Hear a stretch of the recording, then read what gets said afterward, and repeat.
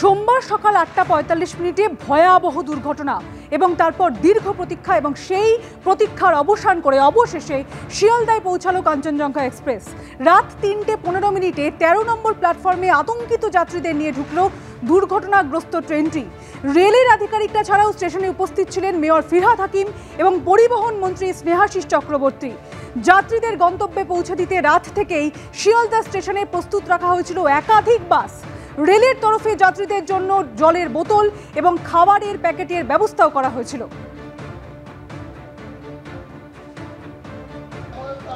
ঘড়ির কাঁটায় রাত 3:15 দুর্ঘটনার কবলে পড়া কাঞ্চনজঙ্ঘা এক্সপ্রেস শিয়ালদা স্টেশনে প্রবেশ করছে। এই মুহূর্তে সেই ছবিটাই দেখা যাচ্ছে। আপনারা জানেন যে নিজবাড়ি এবং রাঙাপানি স্টেশনের মধ্যবর্তী জায়গায় এই কাঞ্চনজঙ্ঘা এক্সপ্রেস দুর্ঘটনার কবলে পড়ে। তারপর একাধিক প্রাণ গিয়েছে, একাধিক মানুষ আহত হয়েছেন। তারপর দীর্ঘক্ষণের অপেক্ষা, সেই অপেক্ষার অবসান ঘটিয়ে রাত 3:15 সময় কাঞ্চনজঙ্ঘা এক্সপ্রেস শিয়ালদা স্টেশনের মাটি ছিল এবং দেখা যাচ্ছে এখানে যে সমস্ত যাত্রীরা রয়েছেন প্রত্যেকের মুখেই এখনও পর্যন্ত আতঙ্কের ছাপ। এটাই স্বাভাবিক এবং প্রত্যেকের শরীরী ভাষায় একেবারে বিধ্বস্ত। আমরা তো অনেক ভয় পেয়েছিলাম।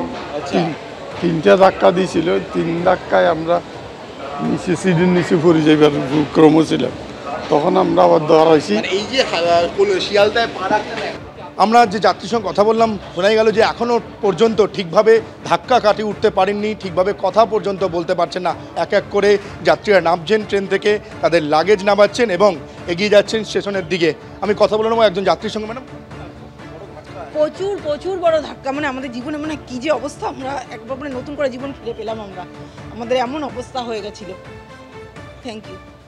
যাত্রী বললেন যে তারা নতুন করে জীবন ফিরে পেলেন। ক্যামেরায় শান্তনু দত্তের সঙ্গে সৌমিত্র রায়, এবিপি আনন্দ, কলকাতা।